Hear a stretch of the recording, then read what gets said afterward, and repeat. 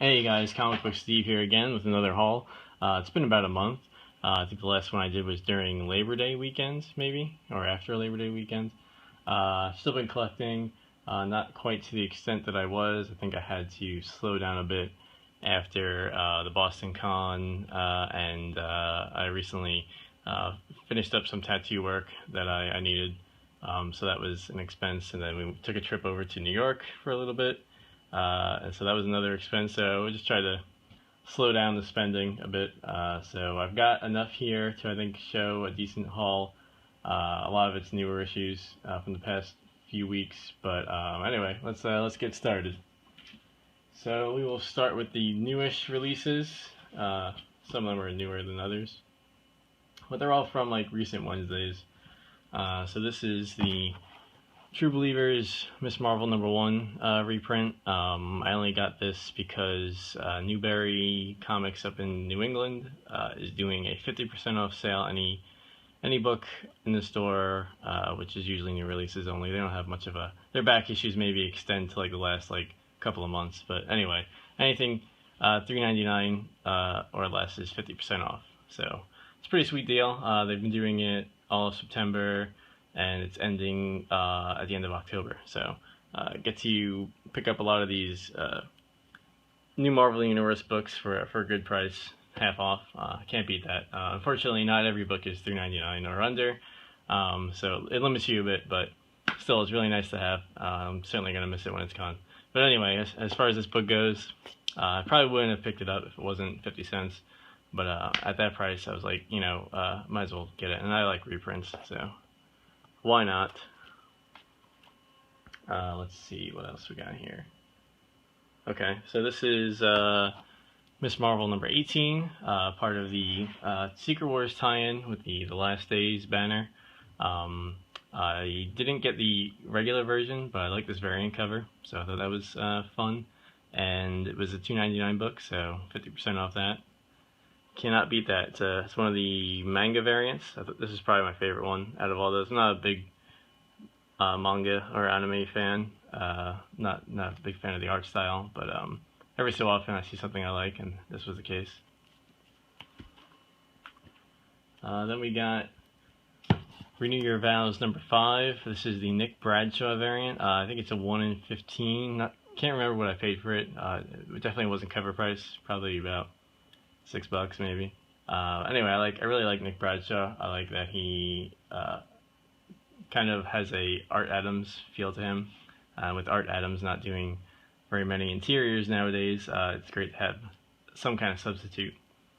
And he's going to be doing one of the Spider-Man relaunch books in the new Marvel Universe. I think it's the All Ages one, Spidey.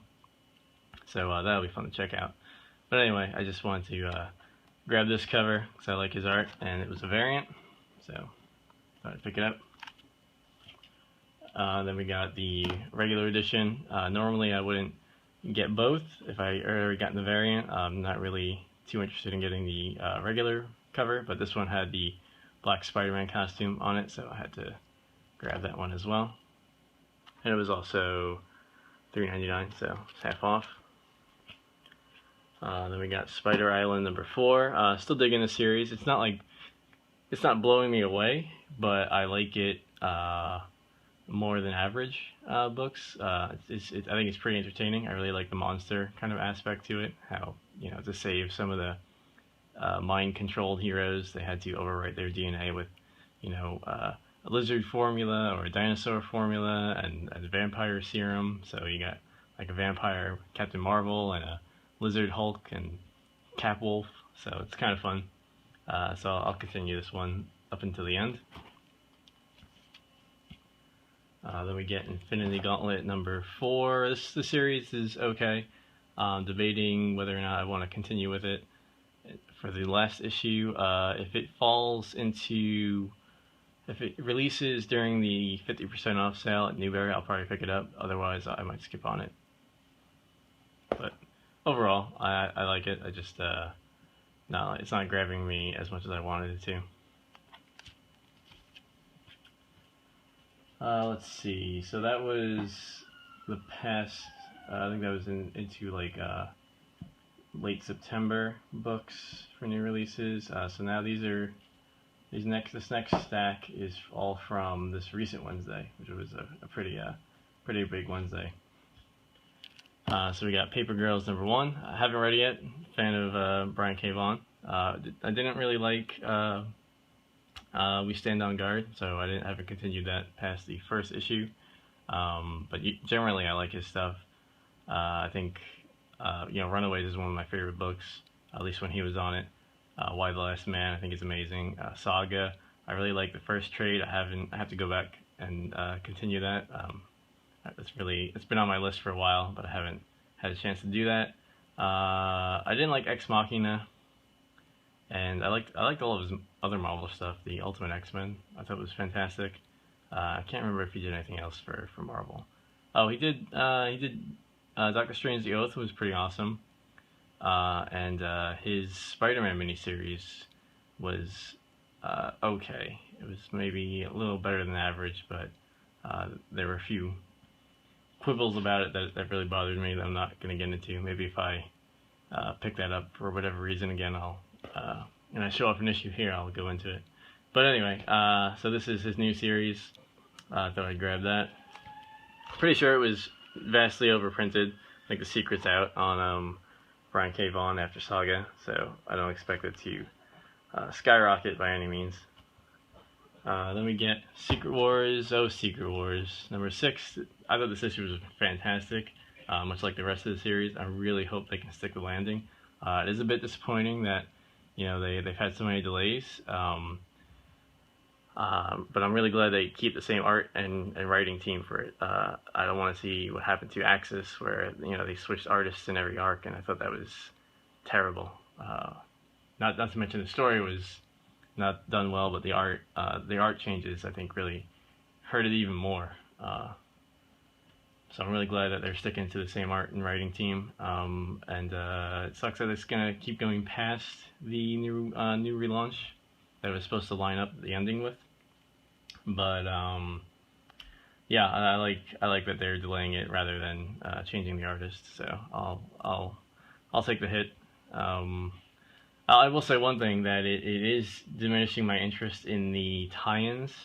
There are a few tie-ins that I think I was into. I can't remember which ones I was thinking of now. Probably like A-Force and Infinity Gauntlet and Old Man Logan that I was picking up.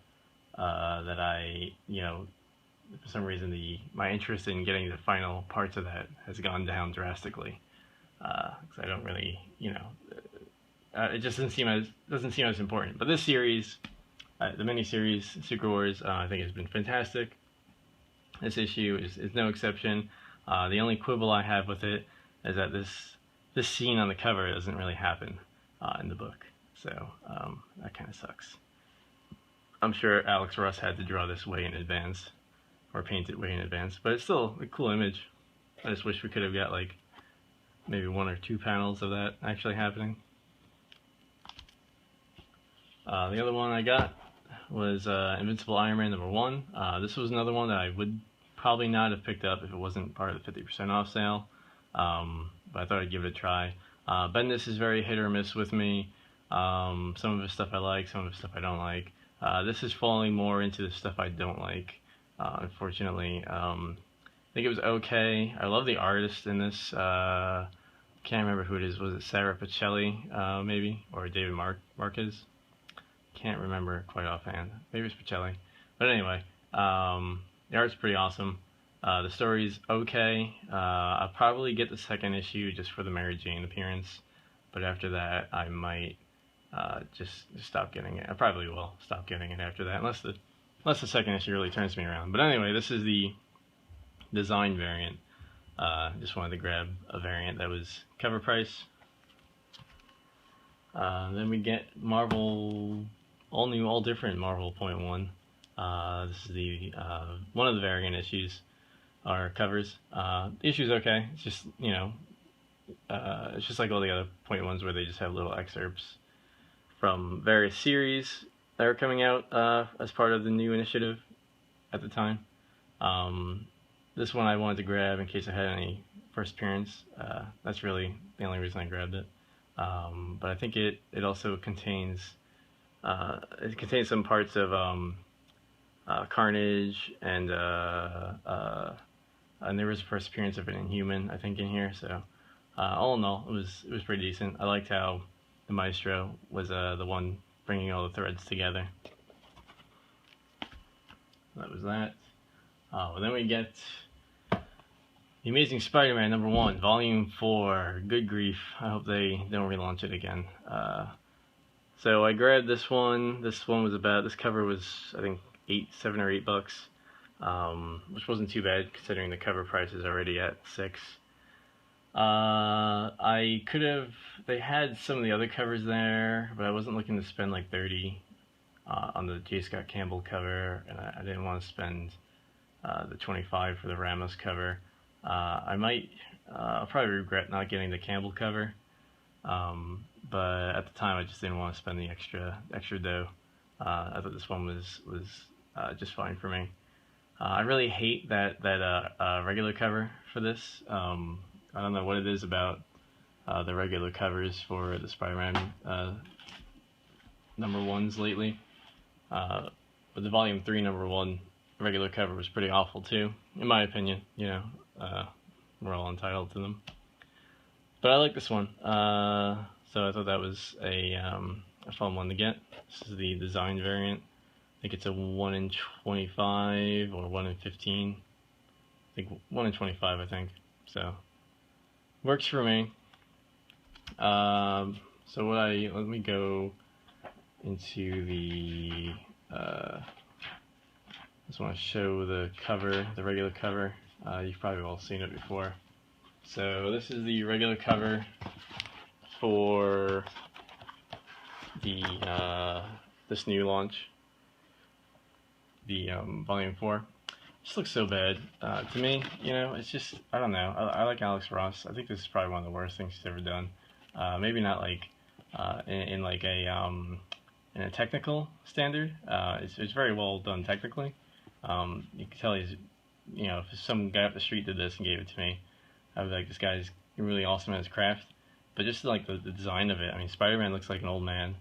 He looks pretty overweight, which is definitely not what Spider-Man should look like. That new spider symbol looks awful on this image, and Peter's got like, I don't know, he's got kind of like a mullet going on over there. So it just didn't do anything for me. I really don't like it. So yeah, that's about that. And just for comparison, I'm gonna put up the Volume 3 cover. This is a book I got a long time ago. This is the Volume 3 cover. I can't tell which one I hate more. This one, he's got like a big goofy face going on it. It's definitely not anywhere near one of my favorite covers. I think I like this one less. Actually, I'm not sure. I think I like them both the same in terms of how much I don't like them. The only reason I got this one was because it was like in a dollar bin at the Comic-Con in Boston last year. So that was 2014. Otherwise, I would never have touched it. The 10-foot pole. I'll probably do the same for the other cover of the Volume 4 regular edition, if that ends up in like a dollar bin somewhere. We'll see. But, you know, if they do relaunch it to Volume 5, I hope they do a better regular cover. But in this case, I'm glad they have so many variants to choose from. Then we get Spider Island #5. This is the final issue. Still a fun book. I was glad to pick it up, and it was part of the 50% off sale, so that was also pretty cool.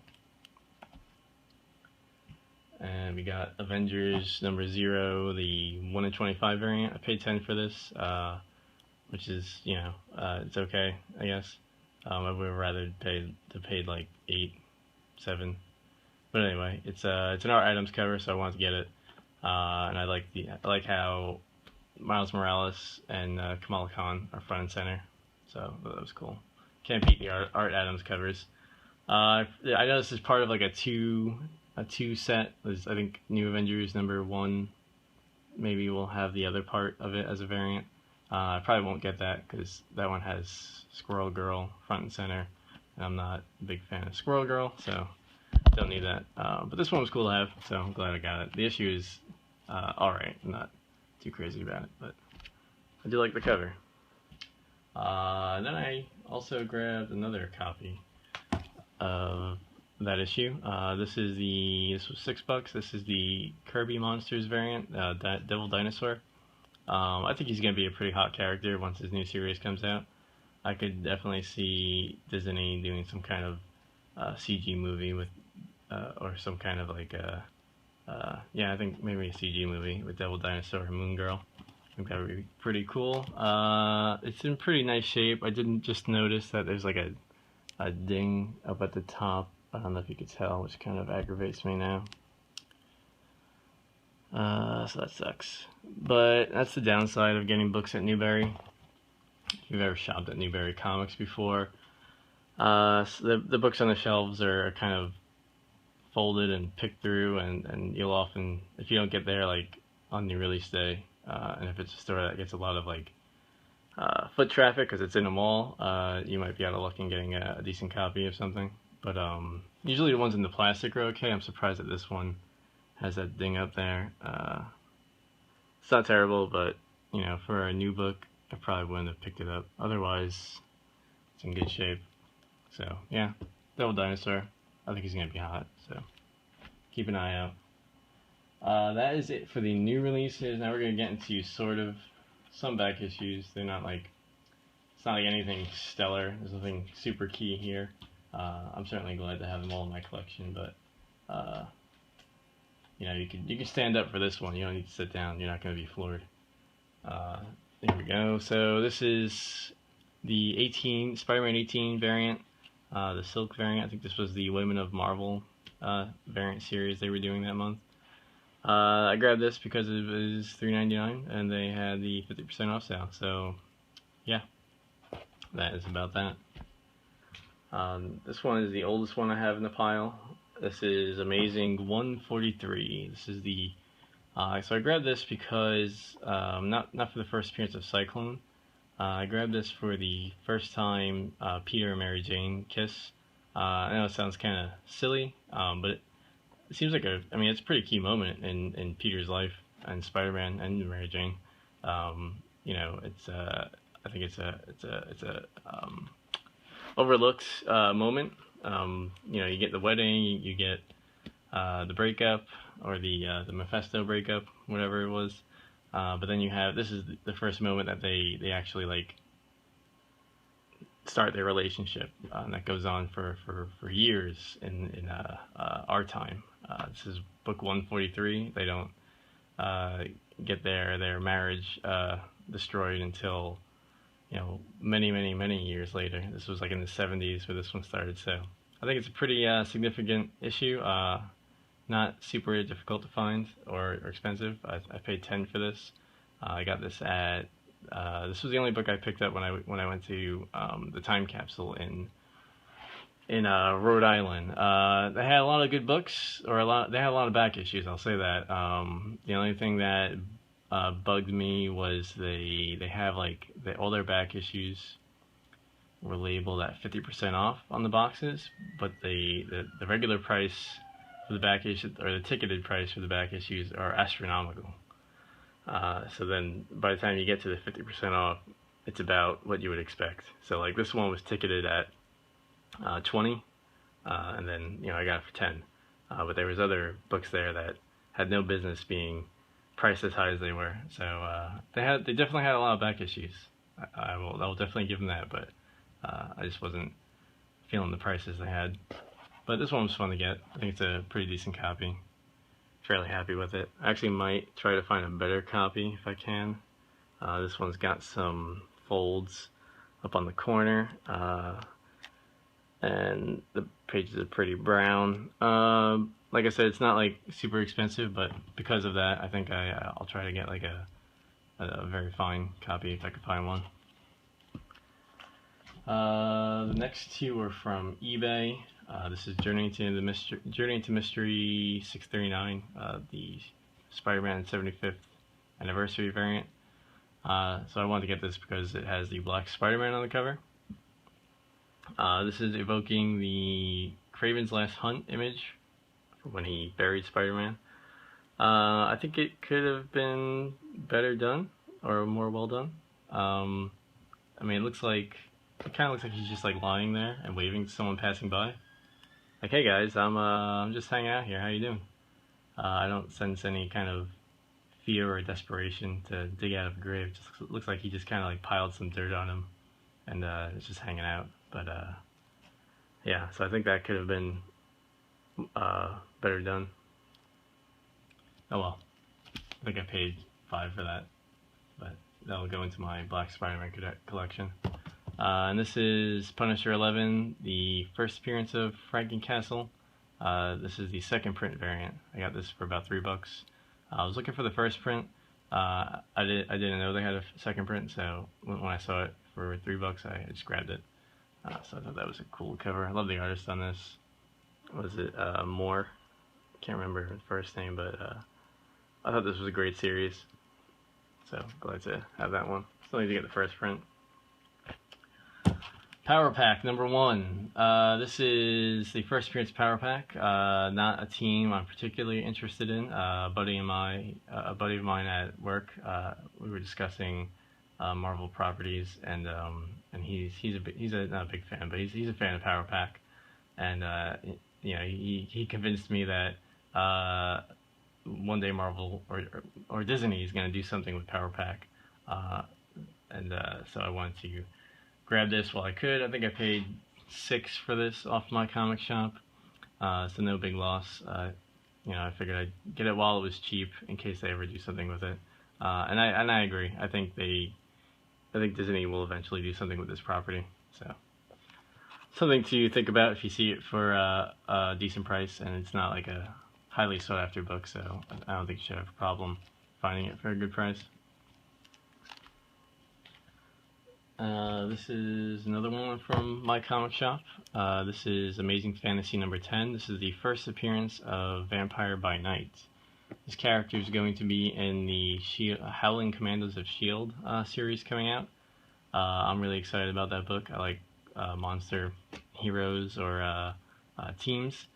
So I thought I'd pick this up while I could, in case for some reason it becomes like difficult to find. This Amazing Fantasy series, it was really low printed, as I'm sure you know if you've tried to find the first appearance of Amadeus Cho.